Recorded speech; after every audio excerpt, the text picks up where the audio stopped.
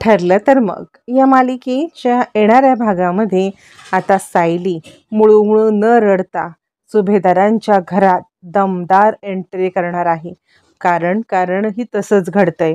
इकडे आता दोघींनी मिळून ठरवलेलं असतं, कारण प्रियाने त्या दोघींना पूर्णपणे आपल्या घोळात घेतलेलं असतं आणि त्यांच्याकडून आता एकच हे करून घेतलेलं असतं की काहीही झालं तरी आपलं लग्न झालं पाहिजे, काहीही झालं तरी अर्जुन आणि आपण एकत्र यायला पाहिजे, अशी सिच्युएशनच तिने क्रिएट केलेली असते.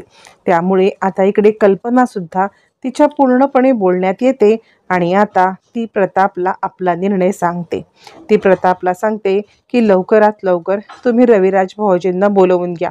रविराज भाऊजींना बोलवून तुम्ही आता अर्जुन आणि तन्वी यांच्या लग्नाची गोष्ट काढा. त्यावरती प्रताप तयार नसतो. प्रतापला अजूनही वाटत असतं की नको आपण हे सगळं नको करूया.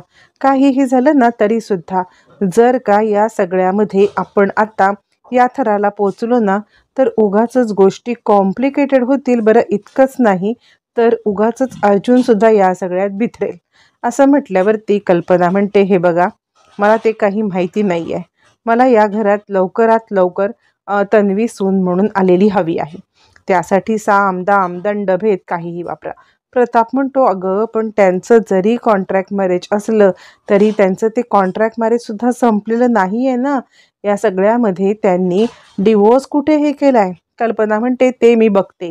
डिवोर्स पेपरवरती कशी आणि कुठे साईन घ्यायची आणि त्या सायलीकडून काय सांगून साईन घ्यायची हे सुद्धा मला माहिती आहे. तुम्ही कोणत्याही प्रकारे या सगळ्यामध्ये पडू नका. लवकरात लवकर ती साईन घ्या. असं म्हटल्यावरती मी अर्जुनला काहीही ब्लॅकमेल करू शकते. मी अर्जुनला अन्नपाणी त्यागण्याची धमकी देऊ शकते. मी अर्जुनकडून वचन घेऊ शकते आणि अर्जुनकडून सही घेऊ शकते. आणि आता त्या सायलीचं काय, तिला जरा धमकी दिली, तिला जरा हे केलं तर ती सही करेल. असं म्हटल्यावरती कल्पना इतका मोठा निर्णय घेते आणि इतक्या मोठ्या प्रमाणात कल्पना बदललेली असते. यावरती आता प्रेक्षकांनो आपल्याला विश्वास ठेवणंच कठीण जात असतं. तोपर्यंत आता कल्पना रविराजांच्या घरी येते आणि रविराज भाऊजी खरंच मला माफ करा. म्हणजे मी तुमच्याकडे आत्ता या परिस्थितीत आलेली आहे. ही परिस्थितीत येणं हे सुद्धा मला चुकीचं वाटतंय. कारण ज्या वेळेला आमच्या अर्जुनने प्रियाला नाकारलं होतं तन्वीला, त्यावेळेला खरं तर आम्ही तुमच्या पाठीशी उभं राहायला पाहिजे होतं. पण त्यानंतर आम्ही सायलीच्या जंजाळामध्ये असे काही अडकलो की त्यामुळे आम्हाला या सगळ्यामध्ये काहीच गोष्टी कळल्या नाहीत. आम्हाला गोष्टीच कळल्या नाहीत की कशा चालल्यात ते, आणि त्यामुळे आम्ही या सगळ्यामध्ये अडकत गेलो. आणि हे सगळं घडत असताना आमच्या लक्षात सुद्धा आलं नाही की आम्ही काय करतो आहोत ते, आणि त्यामुळे गोष्टी बदलत गेल्या. यावरती आता प्रतिमा बघायला लागते आणि ती सांगते, अगं कल्पना, तू हे सगळं आत्ता का बोलत आहेस? नक्की काय झालेलं आहे? यावरती कल्पना सांगायला लागते, खरं सांगू का, तर म्हणजे आत्ता ना मी इथे आलेली आहे ती या सगळ्यामध्ये अर्जुनच्यासाठी तन्वीची मागणी घेऊन. यावरती आता इकडे आता नागराजला हे सगळं हवंच असतं. नागराज बोलायला लागतो की बरोबर आहे दादा, जर का जुन्या गोष्टी आपण विसरून जायला तयार असू तर हे सगळं आपण करायला हरकत नाही आहे. यावरती कुसुम म्हणते, पण अर्जुन आणि सायली या दोघांचं लग्न झालेलं आहे ना, आपण या सगळ्यामध्ये अशा गोष्टी नाही करू शकत. अर्जुनची बायको आहे सायली. त्यावरती मग आता इकडे प्रिया म्हणायला लागते, हो बरोबर आहे, काहीही झालं तरी आपण या सगळ्याला डिनाय नाही करू शकत. जोपर्यंत या सगळ्यामध्ये त्या दोघांचं लग्न मोडत नाही तोपर्यंत आपण हा निर्णय नाही घेऊ शकत. यावरती प्रतिमा सांगते, नाही, लग्न मोडण्याच्या गोष्टी मला जमणारच नाही आहेत.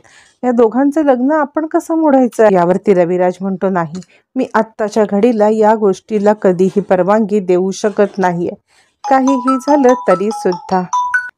आता रविराज हे सगळं बोलत असताना नागराज त्याला समजवतो, दादा तू आपल्या तन्वीचा पण विचार कर आणि सुभेदार फॅमिलीचा पण विचार कर. जे काही आपण या सगळ्यांसाठी विचार केला ना तर मला असं वाटतंय की हेच या फॅमिलीसाठी पण योग्य आहे. सायली नावाचं जे कुसंकट आपल्यावरती आलेलं आहे ना, मला असं वाटतंय की आपण या सगळ्यामध्ये ना आपण लवकरात लवकर जर अर्जुन आणि तन्वी या दोघांचं लग्न लावून दिलं ना तर हे सगळं होऊन जाईल। यावरती मग मात्र रविराज म्हणायला लागतात, अरे पण त्यांचं जरी कॉन्ट्रॅक्ट मॅरेज असलं तरी आपल्याला हे डिवोर्सचे पेपर आता साईन करून घ्यायला लागतील। म्हणजे रविराजांनी एक प्रकारे संमती दर्शवलेली असते। सगळेच जण तयार होतात अर्जुन आणि सायलीच्या लग्नासाठी। आता प्रिया वकिलांना जाऊन भेटते। वकिलांना भेटल्यावरती मग प्रिया त्यांना सांगायला लागते की मागच्या वेळेला मी तुम्हाला सांगितलं होतं डिवोर्स पेपरचं, पण तुम्ही या सगळ्यामध्ये आता मात्र हे डिवोर्स पेपरचं सत्य सांगितलं ना सगळ्यांना। आता ओरिजिनली मी आलेली आहे डिवोर्स पेपर साईन करण्यासाठी। आता तुम्ही कितीही हे केलं ना तरी तुम्हाला सायलीला डिवोर्स पेपर पाठवावेच लागतील। असं म्हटल्यावरती आता इकडे सांगायला लागतात वकील साहेब, ठीक आहे, पण मला सगळ्यांची साईन लागेल अर्जुन आणि सायलीची खरी खरी।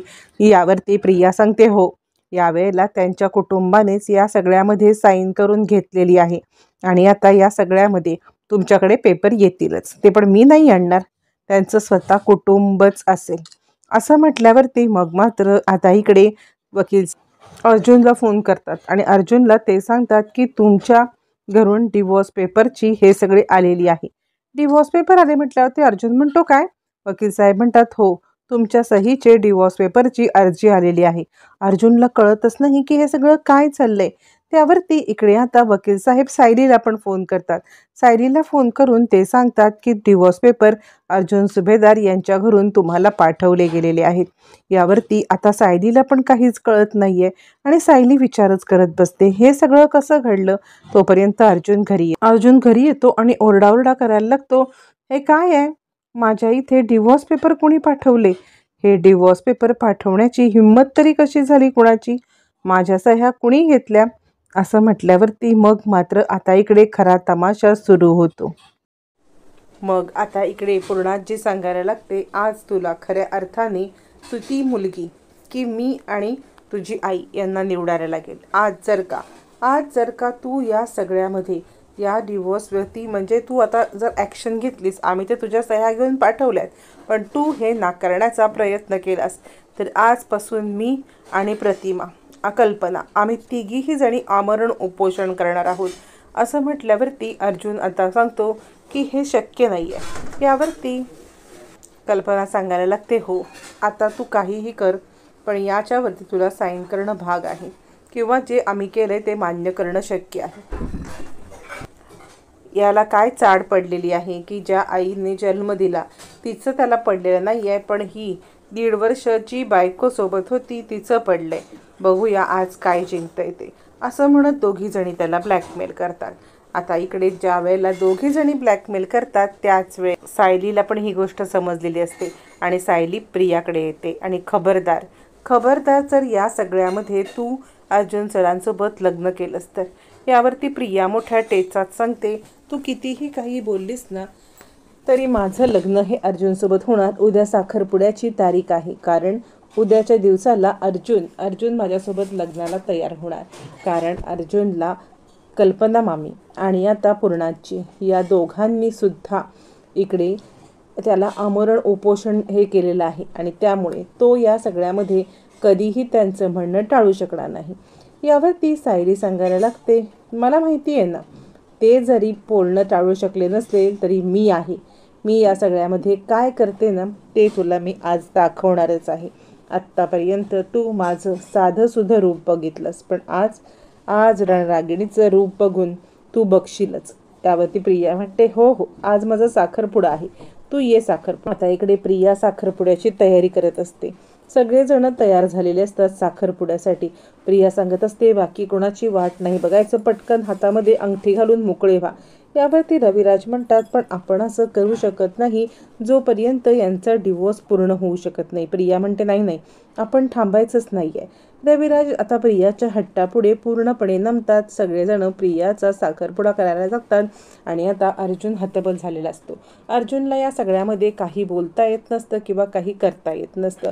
त्या दोघांनी सुद्धा आता त्याला हे दिलेले असते, पण सायलीला अजिबात कोणत्याही प्रकारे वचनात अडकलेली नसते। सायली आता पेटून उठते। ऐन साखरपुड्यात सायली येते आणि सायली कल्पना आणि इकडे आता पूर्णाजी दोघींच्याही वयाचा मान न ठेवता ती सांगते की गेले 1.5 वर्ष ज्या पूर्णाजी आणि कल्पना आई यांना मी ओळखते आहे त्या या नाहीच आहेत। अन्यायावरती अन्यायाच्या विरुद्ध पेटून उठणाऱ्या दोघीजणी आज अन्यायाचीच बाजू घेऊन लढतायत आणि मी हे होऊ देणार नाही आहे. आज तुम्ही मोठा असलात तरी तुमच्या हातून मी चूक होऊ देणार नाही. मी हे डिवोर्स पेपरवरती साईन करणार नाही आहे. जर हा साखरपुडा केलात तर पोलिसात देईन सगळ्यांना, असं म्हणत सायलीने जबरदस्त स्टँड घेत आता अर्जुनला या संकटातून वाचवण्यासाठी मोठा स्टँड घेतलेला असतो. आणि सायलीची बाजू सत्याची असते, कारण या बाजूमध्ये आता कोणत्याही प्रकारे त्यांचा डिवोर्स न झाल्यामुळे हे लोक काहीच करू शकत नसतात. आणि अचानक वेळेला एंट्री करत सायलीने यांचा साखरपुडा मोडून टाकलेला